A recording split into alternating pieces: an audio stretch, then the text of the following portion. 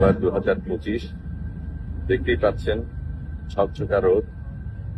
আজকে আমরা ফিলিস্তিনি টাইমে এসেছি। এর সাথে আমরা যেটা জানতে পেরেছি যে ইসরায়েলের আগে সমুদ্র জেলার অন্যান্য যারা ছিল ওটা আলাদাভাবে গিয়েছিল, আমরা ভিন্নভাবে গিয়েছিলাম। তাদের সবগুলি জাহাজকে আটক করেছে। আমরা সবচাইতে বড় জাহাজ এবং আমাদের সাথে 8টা ছোট নৌকা একই সাথে পাড়ি দিয়েছিল, একটু আগে পাড়ি দিয়েছিল আমাদের।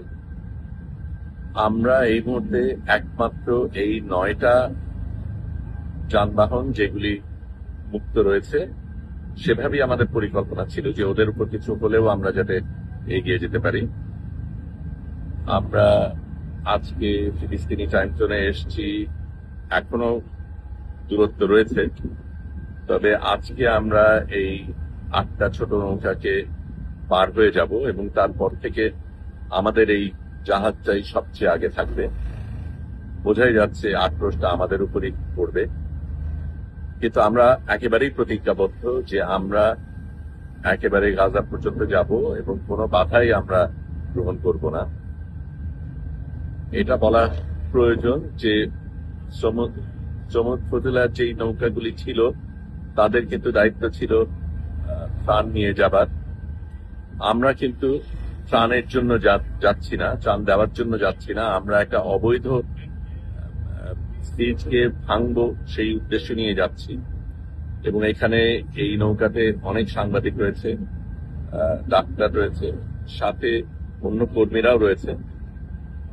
কিন্তু আমরা ত্রাণ দেবার অজুহাতে যাচ্ছি তা না, আমরা লড়াই করতে যাচ্ছি, আমরা বৈধতা ধ্বংস করতে যাচ্ছি। আমরা ফিলিস্তিনে আমাদের থাকার যাবার অধিকার রয়েছে, সেখান থেকে তথ্য পাঠানোর অধিকার রয়েছে। এবং ইসরায়েল যত মানুষ খুন করেছে এবং যত সাংবাদিক এবং যত ডাক্তার খুন করেছে সেটার প্রতিবাদ আমরা জানাবো। গত রাতে মেটসেফ ফ্রন্টিয়ারের 14 জন ডাক্তারকে খুন করা হয়েছে। আমরা দেখব ফ্রান্স সেটার ক্ষেত্রে কি করে। এই পর্যন্ত তারা তেমন কিছু করেনি, মিষ্টি কথা বলা ছাড়া। এখন কথার সময় পেরিয়ে গেছে, এখন লড়াইয়ের সময়, এখন কাজ করার সময়। আমরা সেটাই করছি। নাগরিক হিসাবে আমরা যেটা করতে পারি, যেহেতু এই দেশগুলির নেতা নেত্রীরা অনেক ক্ষেত্রেই বিশ্বাসঘাতকতা করেছে, সেই ক্ষেত্রে নাগরিক হিসাবে আমরা যেটা করতে পারি সেটাই আমরা করতে চাইব।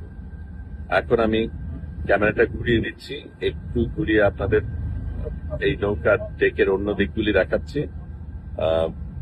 আপনারা আমাদের সাথেই থাকবেন আশা করি। আপনাদের ভালোবাসাই আমাদের অনুপ্রেরণা।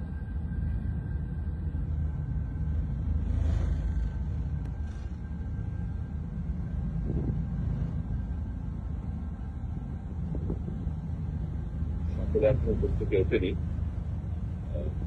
কালকে রাতে অনেক রাত পর্যন্ত আমরা সবাই জেগেছিলাম, কারণ তখন ওই মেটসেফ ফ্রন্টিয়ারে ডাক্তারদের হত্যার কথাটা মাত্র আসছিল এবং কি হবে, কি হতে পারে, আমাদের করণীয় কি, সেগুলি নিয়ে আমরা চিন্তা করছিলাম। সমুদ্র আসলেই অনেক শান্ত, এত শান্ত আমরা সাধারণত দেখি না, কিন্তু মুহূর্তের মধ্যে এটা বদলে যেতে পারে।